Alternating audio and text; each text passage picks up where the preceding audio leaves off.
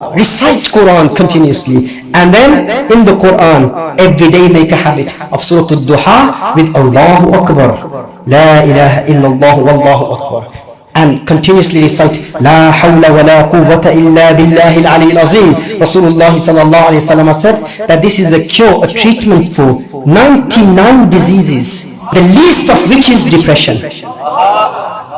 The least of which is depression.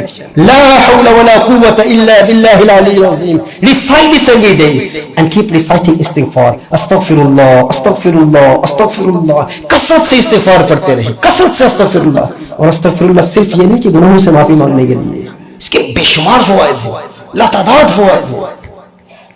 हज़रत नूह अलैहिस्सलाम ने इसी का फायदा औलाद की तरबियत के हवाले से आपने इरशाद फरमाया, औलाद में बरकत के लिए भी इस्तिगफार है.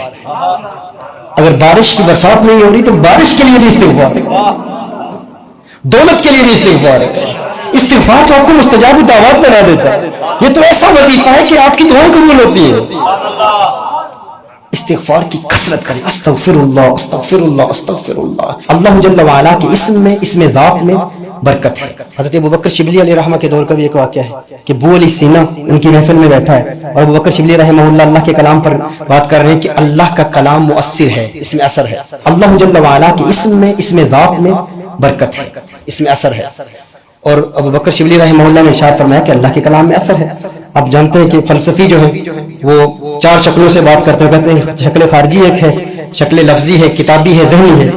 तो उनके नज़दीक तो शक्ल खारजी मुअस्सिर होती है, लेकिन शक्ल ज़हनी वो मुअस्सिर नहीं होती.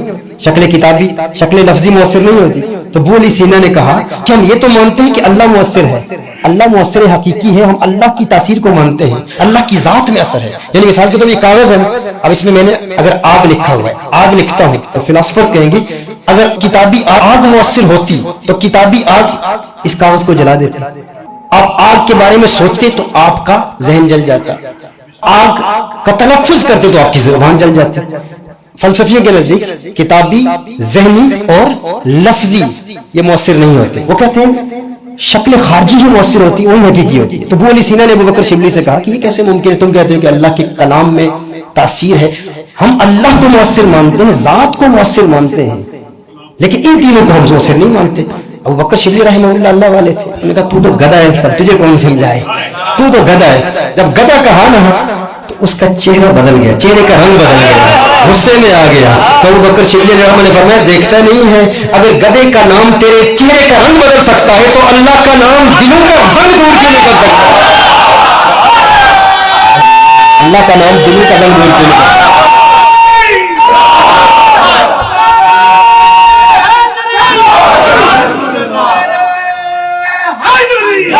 तो ये बरकत का जो कॉन्सेप्ट है ना, हम इसको मानते हैं. मैंने जो शुरू में कहा था ना आपको, डिप्रेशन के मर्ज में जो लोग मुब्तला है, इस इब्तला की एक वजह यह कि लोग रात को जागते हैं, सुबह सोते हैं. हजरत इब्राहिम बिन अदहम रज़ियल्लाहु ताला अन्हु का एक मुनाजरा हुआ, एक डिबेट हुई, डिस्कशन हो रही थी एक बंदे के साथ, और वो बरकत के कंसेप्ट को नहीं मानता था. वो कहते थे बरकत कुछ भी नहीं है, बरकत क्या होती है, बरकत के वजूद का मुनकिर था. आपने फिर बरकत कुछ नहीं है, कहा कुछ नहीं है. आपने फरमाया तूने कुत्ते देखे हैं, कहा देखे हैं. कहा बकरियां देखी हैं, कहा देखी हैं. कहा बता बकरियां ज्यादा होती हैं, कुत्ते ज्यादा होते हैं. कहा बकरियां ज्यादा नजर आती हैं. कहा बता बकरियां ज्यादा बच्चों को जन्म देती हैं या कुत्ते. कहा कुत्ते. कहा बकरियां तो ज़बह भी होती हैं, कुत्ते ज़बह भी नहीं होते, लेकिन कुत्ते फिर भी कम है, बकरियां फिर भी ज्यादा है, ये क्या है. कहा क्या है. कहा यही तो बरकत है. कहा यही तो बरकत है.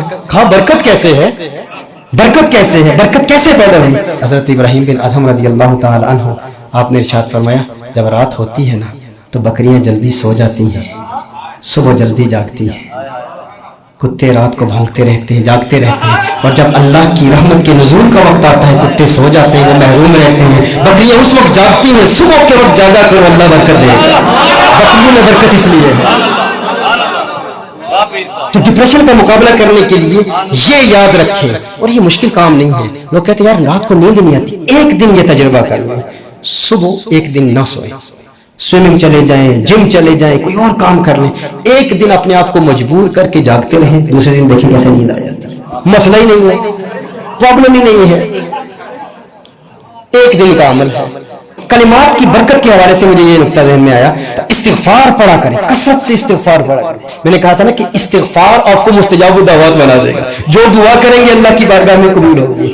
امام احمد بن حنبل رضی اللہ تعالیٰ عنہ ایک مسجد میں جاتے ہیں، سفر پر ہیں، شدید سردی ہے، سخت سردی ہے، سردی کی راتوں میں ایک مسجد میں جاتے ہیں اور ارادہ کرتے ہیں کہ آج کی رات اسی مسجد میں گزاروں گا، سو جاؤں گا۔ تو ایک بابا آتا ہے، مسجد میں ہوتے ہیں نا کمیٹی والے، بڑے جلالی قسم کے ہوتے ہیں، تو بابا نے آیا، اس نے کہا اٹھو بابا جی۔ اب اس دور میں کوئی سوشل میڈیا تو تھا نہیں کہ پتا ہوتا کہ یہ احمد بن حنبل آئے ہوئے ہیں، اتنے بڑے عالم ہیں، تو اسے پتہ نہیں تھا احمد بن حنبل ہے۔ اس نے کہا بابا جی نکلو۔ اب یہ بزرگ شخصیت ہے، تھکے ہوئے ہیں، شدید سردی ہے، تو وہ مجبور کر کے نکال دیتے، کہتے گٹری اٹھا کے باہر بھی پھینکوں گا، آپ باہر چلے جاتے ہیں۔ جب باہر جاتے ہیں تو مسجد سے نکل کے بائیں جانب دیکھتے ہیں کہ ایک نان بھائی کی ایک دکان ہے، وہ تنور پر روٹیاں پکا رہا ہے، اور جب وہ پیڑے لگاتا ہے تنور میں تو کہتا ہے استغفر اللہ استغفر اللہ استغفر اللہ، روٹی لگاتا ہے، روٹی نکالتا ہے، رکھتا ہے، استغفر اللہ۔ تو آپ فرماتے ہیں مجھے سخت سردی لگی ہوئی ہے، یہاں آگ ہے، یہاں پر اگر تو اجازت دے تو یہاں آج رات گزار لوں، آج رات یہاں پر سو جاؤں۔ اس نے کہا بابا جی سو جاؤ، آپ آرام کریں۔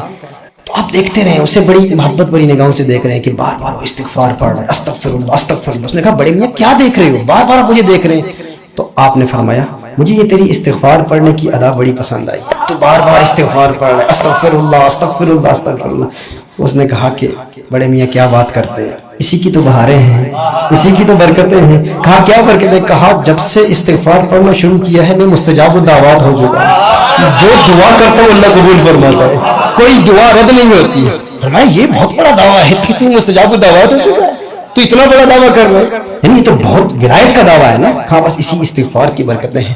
آپ نے فرمایا تو آج کیوں پڑھ رہا ہے؟ کہا آج اصل میں میری یہاں ڈیوٹی لگی ہوئی ہے، میری ساری دعائیں قبول ہو چکی ہیں، بس ایک تمنا، ایک خواہش، ایک آرزو ہے، ایک محدث ہے، فقیہ ہے، اس کی زیارت کرنا چاہتا ہوں، آج اس کی زیارت کی نیت سے پڑھ رہا ہوں۔ کہا کون ہے وہ؟ کہا جانتے نہیں احمد بن حنبل، بڑا محدث ہے، بڑا فقیہ ہے، آج اس کے لیے پڑھ رہا ہوں۔ کہا پھر کوئی دعا رنگ لائی ہے، دیکھتا نہیں آج احمد بن حنبل تجھے دیکھنے کے لیے آیا ہے۔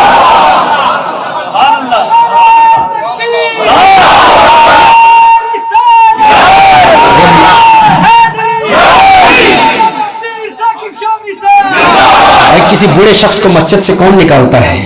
وہ جو نکالنے والا تھا نا وہ خود نہیں نکال رہا تھا، یہ اس کی استغفار کی مقناطیسی کشش تھی، میگنیٹک فورس آف اٹریکشن تھی جو امام احمد بن حنبل کو سامنے لا رہی تھی، کیونکہ وہ دعا مستجاب الدعویٰ ہو چکا تھا۔